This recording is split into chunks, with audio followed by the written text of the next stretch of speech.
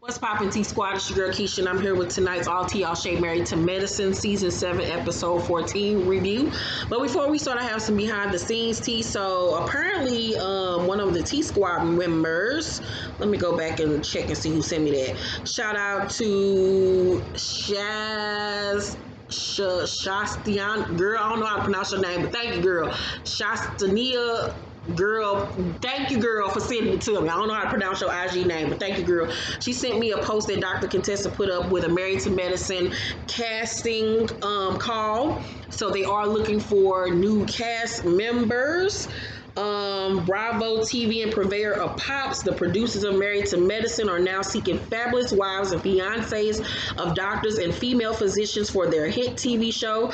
Do you pride yourself on being a doctor's wife and have the upscale lifestyle to match, or are you a female physician married to your career? To submit, email your name, phone number, a brief bio about you and your fabulous life, as well as some current photos to atldoctors@gmail.com. So if you're in the ATL area and you're trying to be on Married to Medicine, I'd have hooked you up. Email them the information to atldoctors@gmail.com. Here is the information. So it seems like somebody is getting booted off, and I think it's going to be Quad. So we shall see. But on to tonight's episode. This was another kind of like dud episode. It had its moments, but it really wasn't a lot going on. These last couple of episodes been kind of like, next week's episode is the season finale, so things are going to pick up. It's like a bunch of shit is going to be going down at this housewarming party Toya throwing. So Heavenly makes some dry ass steak and lobster for her family. That was the worst looking steak and lobster meal I have ever seen in my life. Everything was brown. It wasn't no butter on nothing. Didn't look like no season. The steak looked rough and well done. That the damn lobster tail part was brown. Lobster tail is supposed to have a really pretty red color. Why was it brown, Jesus? We ain't see no meat. It was curled all over. Child, I wouldn't eat none of Heavenly food if you paid me. That was the worst looking meal I ever seen in my life. Like dog food. Wasn't nobody even eating that shit. Who got steak and potatoes and lobster in front of them and they don't eat it?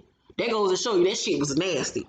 So her country ass sons come home and them niggas is country as shit. I'm like, where y'all live at? Y'all live in Atlanta looking like that? Them niggas look like they live in the sticks. They look like they from Arkansas or some shit. So Laura want to go to the movies with her friends, and Heavenly say nah because she only 13, but Damon say, I think we should let it go, but just keep your phone on you, baby. Like, shut up, daddy. So they at the end decide that she can go. So Toya's having an over-the-top housewarming party for $10,000, and she's inviting over like 150 people. Then we go to Scott and Contessa. Scott is fearful that Contessa quitting school is a tipping point for her, and he now wants to fix the situation. So him and Kyrese, shut up. You're too loud. So y'all see me on my tipping point. So Contessa and Scott go back to therapy, and they talk to the therapist, and he tells Contessa that he's actually very proud of her that she even decided to go back to school because it was very courageous. And he says, I never told you this, but I'm very proud of you. And so she's shocked because she's like, no, you never told me this. And he tells her he wants her to go back to school and finish. And she's very happy and elated by this. But even with that being said, I just feel like they still have deeper problems in this school situation. Neither one of them just look happy and fulfilled in their relationship. So I don't think this is going to be the last of the problems that we see between Contessa and Scott. I think that they have just checked out. I really do. And I think Contessa, I don't think Contessa really is attracted to him sexually no more. I just don't see it. Contessa's a very pretty woman. She has a nice body. I can just see Contessa with a finer looking man. I don't know. I don't see them being together that much longer. What y'all think? Let's talk down below.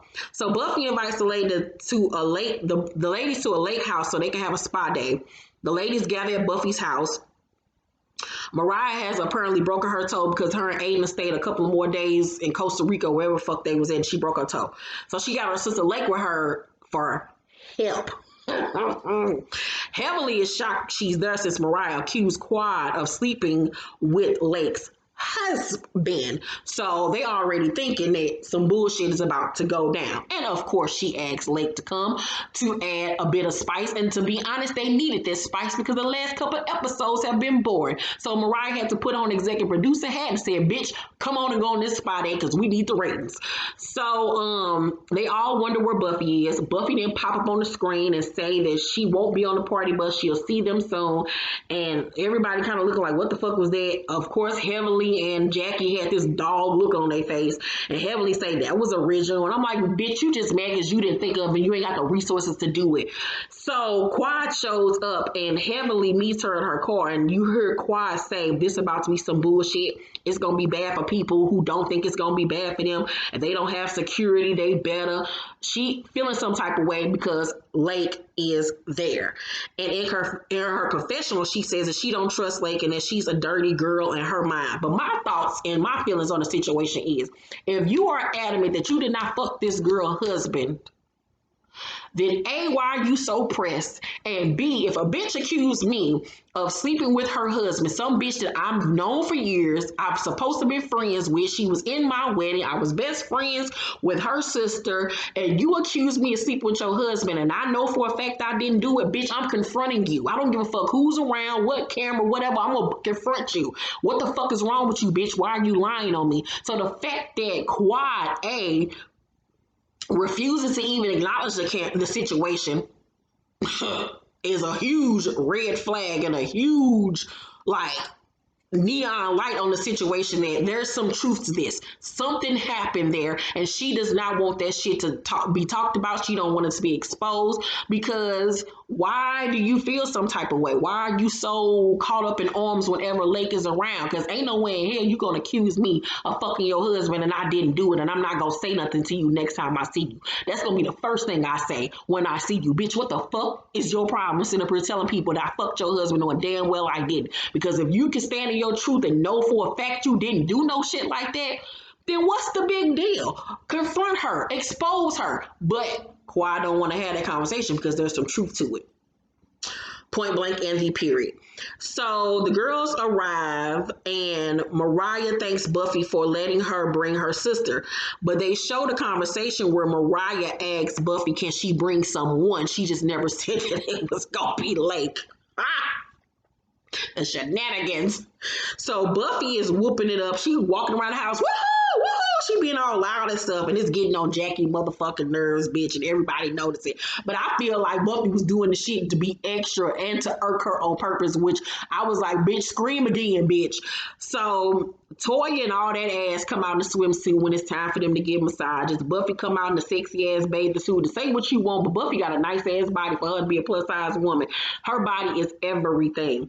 Simone say the contestant Mariah broke her foot and she didn't think me and Toya were good enough to take care of her, so she brought Lake. And Lake said, I'm always there for my sister regardless. So basically that was Simone's way of saying, like, I clocked what the fuck y'all doing. So Buffy has the GOAT yoga people come out and the ladies looking like, what the fuck? Jackie don't want to participate. It's funny because the GOAT climb on Heavenly back and one of them even contested her. Then at the end of the episode, they all gather around and talking, and Heavenly says there's an elephant in the room. But my thing was Mariah nor Lake never said anything. They just played it cool because, you know, they couldn't just be out front with it. So Heavenly, of course, brings it up. And she brings up the Lake situation, and Lake says, me and Quad have our own issues that none of you guys are privy to. Now, this is the opportunity for Quad then to say, we ain't got shit, bitch, you're lying. She sat there mute and didn't say a motherfucking word. Why aren't you defending yourself? If you know for a fact this did not happen, this is something that is a horrible accusation, why are you sitting there on mute? Everybody else speaking up for you but you. So then, Toya says, what do you need from Quad? And Contessa say, don't do that. Don't do that. Quad says in her confessional that that Mariah and her sister basically lying on her.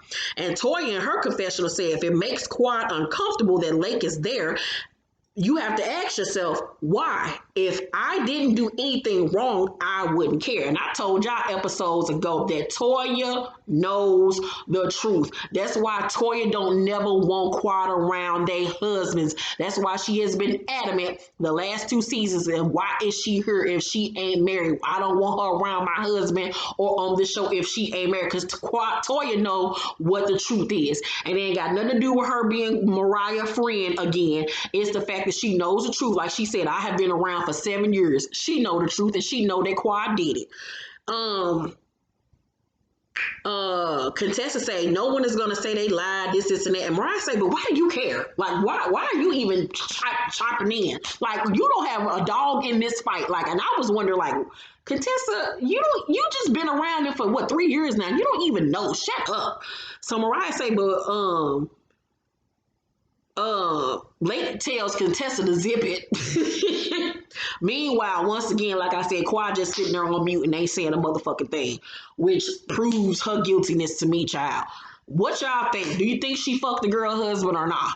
Let's talk down below. Make sure to thumbs up this video, like and subscribe, and hit that notification bell button. Thank y'all for watching this review, and I will see y'all tomorrow for the season premiere of Love and Hip Hop New York. I'm so excited. It's a 2-hour premiere. Plus, we're going to have part 2 of the Love and Hip Hop Hollywood reunion. So y'all get 2 videos from me tomorrow. So get the fuck ready. A new episode of Since You Asked will be up Wednesday. If you guys have any questions for me and Mo, email us at since-you-asked@1gmail.com. All of my information is down below. Also, coming up at the end of this month is my top 10 list, my highly anticipated top 10 list. I give you my top 10 movies, albums, television shows, and books of 2019. So get ready for those videos as well. This has been a great Vlogmas. Thank y'all for watching all of the content I've been dropping. I've been dropping a video every day, so make sure to stay tuned and have those notifications on. I love you guys. Bye.